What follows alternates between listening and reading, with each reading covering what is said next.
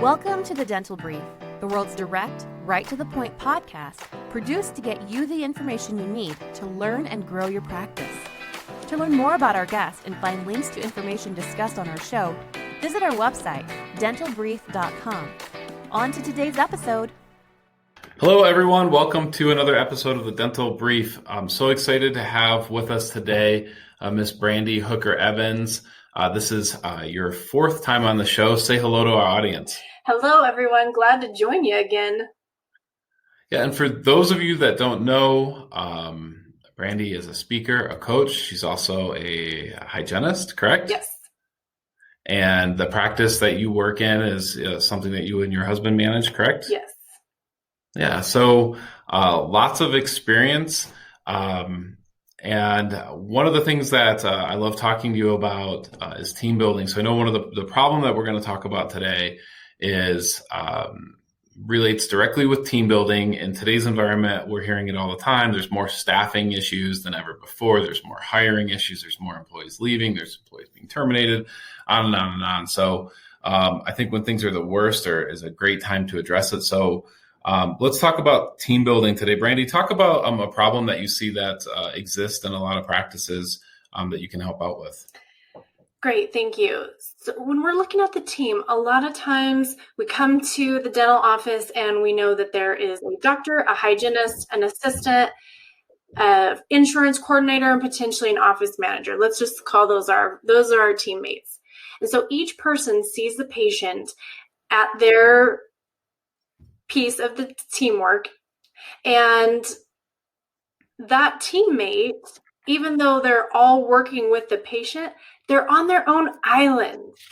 The office manager is just doing office manager stuff. The dental assistant is just doing dental assisting stuff. The dentist is dentisting. And that's great because everyone does have their own specialties, and we do need our teammates to be exquisite at their job. What's happening, though, is the breakdown of the camaraderie of the team. So what I love to do is to get the team together and say, list everybody's name and then write down what each of those people does in a day. What does the office manager do? How is he working towards getting new patients or taking care of the patients that we already have? And I love the whole team to do this. Write down what is it that everyone does so that we can really connect and understand the other person's plight.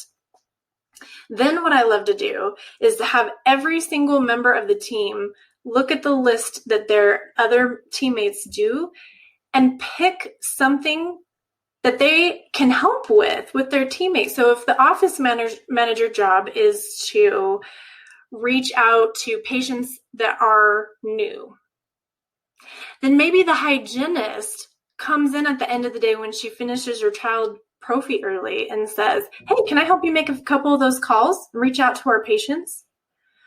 Or maybe the dental assistant's job is to turn a room over after the filling is complete.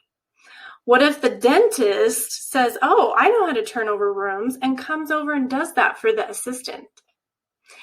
It's a small thing, but when you do a service item for another person on the team and start to really understand and value all of the specialties that they are accomplishing every day, then it creates a sense of security and pride and feeling valued.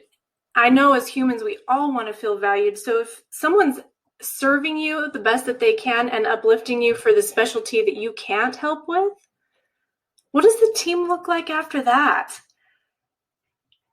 It's the office that people want to come to. I will tell you that. If everyone is doing all the things they can do to help one another out, taking the time to learn what the other teammates are doing and help them wherever they can, we can change the dental profession one office at a time, no problem. That's some wonderful advice. That's actually, I think any business should practice this a little bit. How shocked are a lot of employees when, the dentist shows, here's everything that I do, or that we get done, or that I'm responsible for, that I have to take care of on a daily or weekly basis. And same with the person answering the phones, right? The receptionist, if you will, or your front desk person. As much as everyone thinks they know what everyone does and what the roles are, how shocked are people when they see that? Absolutely. And I know that when we feel unappreciated, we don't work as hard. When we feel unvalued, underpaid, unappreciated, you show up to work and you're like, hey, this is Evans Dental. What can I do for you? Versus, oh my gosh, I got to work and my teammate is ready to appreciate me for my specialty and then also help me out in any capacity that they can. I mean, I'm a dental hygienist, and you better believe that if I walk a patient out and there are kid handprints on the front door, I go get the bottle of Windex and I help my receptionist out, and I just take care of it. I just take care of it for her. And guess who fills my schedule? Guess who makes sure that my favorite patient is there on the day that I come? And when I'm walking up front and the phone is ringing, I answer that phone and I say, Aubrey will be with you in just a minute. Thank you so much for calling Evans Dental. And then they get on with Aubrey and they're like, the patient knows that things are going good. And Aubrey's like, thank you for answering that dang phone. I was on the other line. It's been ringing off the hook all this morning. And it took me maybe 20 seconds to show Aubrey that I appreciate her by answering the phone. No, I can't answer that insurance question. She can, which is killer. And so I'm going to say, hey, dude, thanks for taking care of that. And she's going to be like, gosh, thanks for helping me get to that next step. It's a simple task, but we have to help each other not live on our own islands, but on the island of teamwork that is fulfilling and taking great care of our patients together. That's brilliant. That's a great advice. It's obviously action steps. This can happen. This could happen probably tomorrow for any practice, right? I mean, this is a good lunch break meeting. Yeah. I think that's probably some actionable steps that they can take from this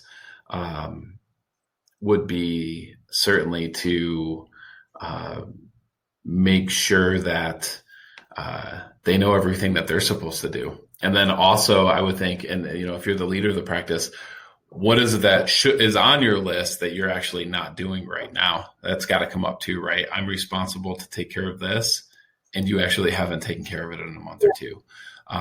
So I think probably be prepared for that would be a great idea. That's some wonderful team building advice that'll certainly make the workplace happier, and at the end of the day, give the patient a better experience. How can it not?